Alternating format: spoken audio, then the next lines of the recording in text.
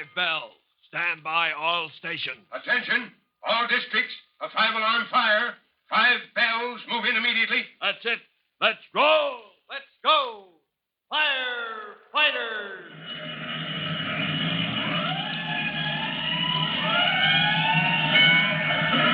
Presenting Firefighters, the true-to-life story of our unsung heroes who stand ready to ride by day or night against our most murderous enemy, the demon of fire.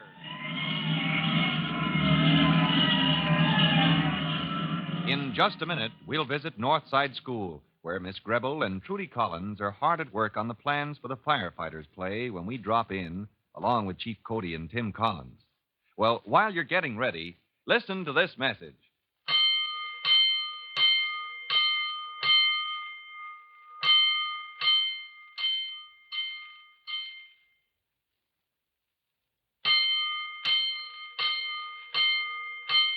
Let's go, firefighters. Let's go to Northside School, to the office of Miss Grebel, the teacher in charge of play production. With Miss Grebel is Trudy Collins. And as you remember, they have agreed to get together after school to write a fire prevention play scheduled for performance only a few days away. Miss Grebel, only a few hours ago, met Trudy's brother, Tim Collins, for the first time. And now she asked Trudy, Do you think I was too harsh with your brother, dear? With Tim? Oh, my goodness, Miss Grebel, when he did what he did to us? Oh, from his point of view, I suppose he was right. Why, Tim practically locked us up right here in this office and wouldn't let us go until, we said we'd get together and write a good play for the Firefighters Brigade. Well, maybe he was right. Maybe it was the only way to make us agree. And after all, the way things were, the play was going to be an awful flop. That would be a terrible thing for the brigade and the school and the fire department, too. Tim had no right to make us behave ourselves, Miss Grebel. He's just too... Masterful? He thinks he's so right about everything. Oh, most men are that way, dear. Tell me, why does he have his hair cut so short?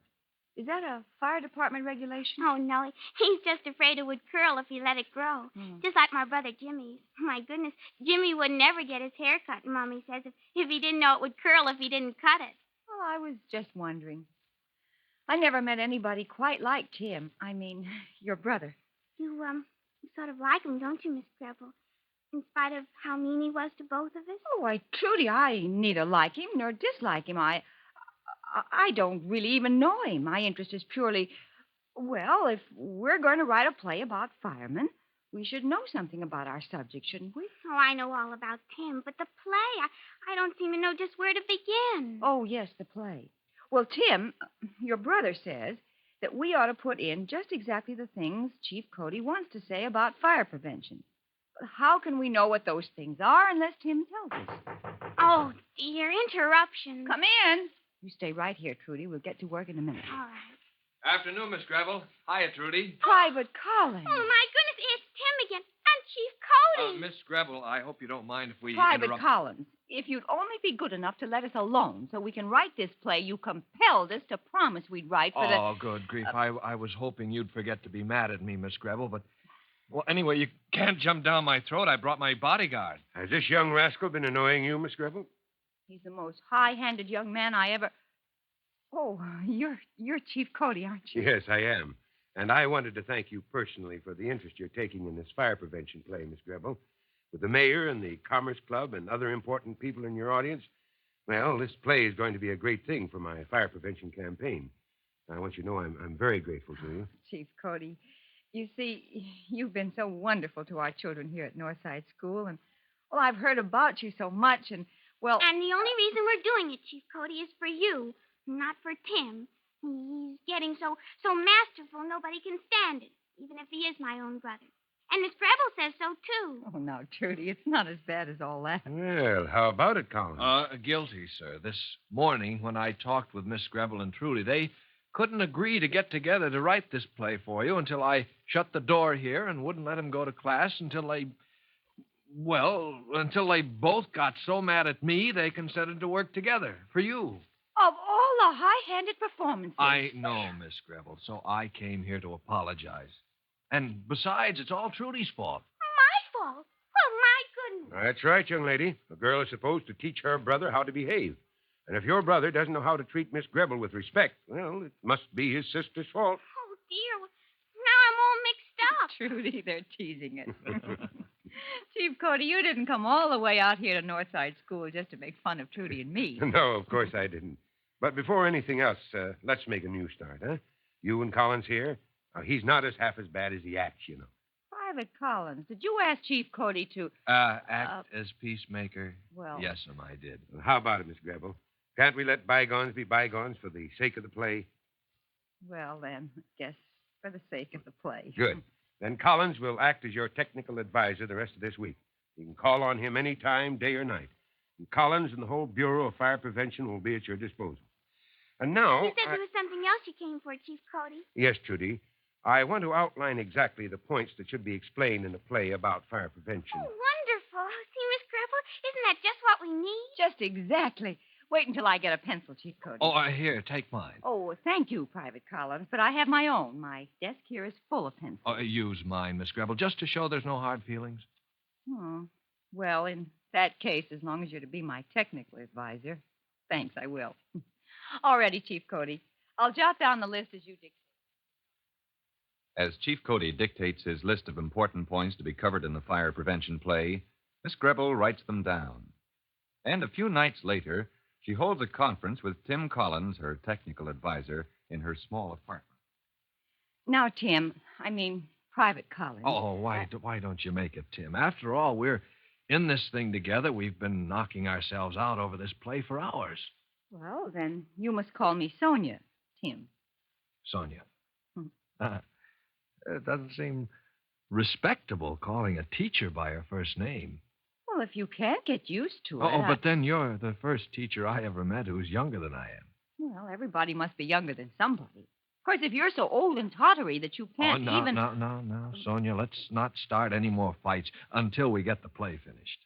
All right, then, Tim. We'll have a truce until the play is finished. Now, you see how I blocked it out?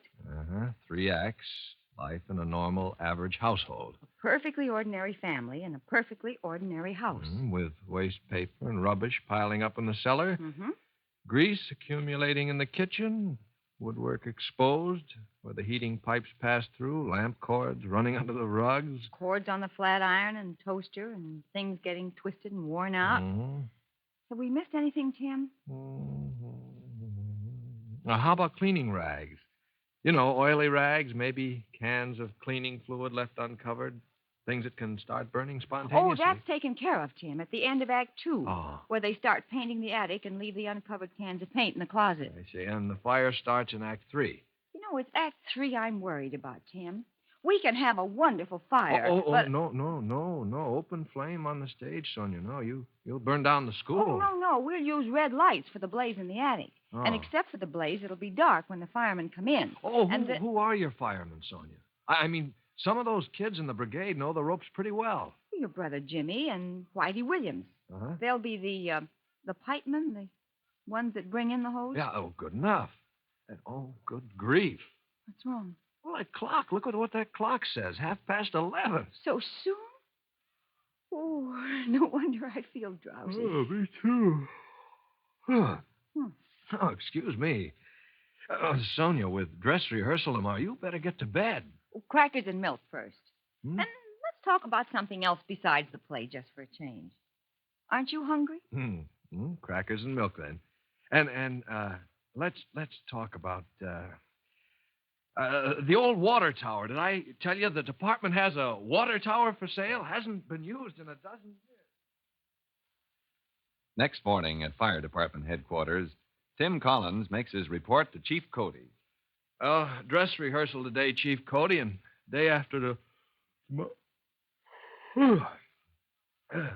tomorrow, the final performance. Well, keeping late hours, Collins, huh? Oh, you ought to see Miss Gribble, Chief. Every night this week we've been working late, and yet she keeps fresh as a daisy. Well, because her heart's in her work. Well, Collins, if you and Chief put this play across, if you show the mayor and the Commerce Club what we're driving at... Oh, we'll show them, Chief. Matter of fact, the way the play winds up, nobody could miss the point of your fire prevention campaign. You hadn't told me about the wind-up. Oh, we were saving it, Chief, but, well, I've got to tell you now because that's where you come into the act, in person. What? Listen, here's how it goes. Well, now, that's something we haven't heard about any more than Chief Cody has. I mean, the surprise ending to the Firefighters play. Only a moment more, and we'd have heard Tim Collins explain the Chief's part in the performance. But now we'll just have to wait. But it's worth waiting for, and you'll hear all about it, as well as the actual play itself, as staged by the Firefighters Brigade, when you listen to our next true-to-life episode of The Firefighters. In just a moment, Chief Bob Cody will tell you, boys and girls, how you can help the firefighters in your own town. But first, here's a message you ought to hear. And now, Chief Bob Cody with a special notice for the Firefighters Brigade. Chief Cody. Hello, boys and girls. This is Chief Cody with another little sketch of the duties of professional firefighters. This time, the engine man, the member of an engine company whose job it is to attack fire with extinguisher or hose. No matter what the risk, his job is to get ahead of the fire, drive it back to its point of origin, and smother or drown it out. Now, this may mean climbing high ladders or even going below the surface into smoke-filled cellars. But that's the job. And that's all for now. You'll be hearing from me soon. Fire Chief Cody and the young rookie fireman Tim Collins will be back on the same station the next time you hear... That's it. Let's go!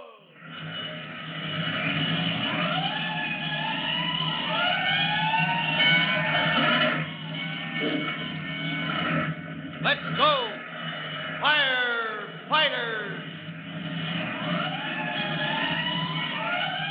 Firefighters is a copyrighted feature of William F. Holland Production.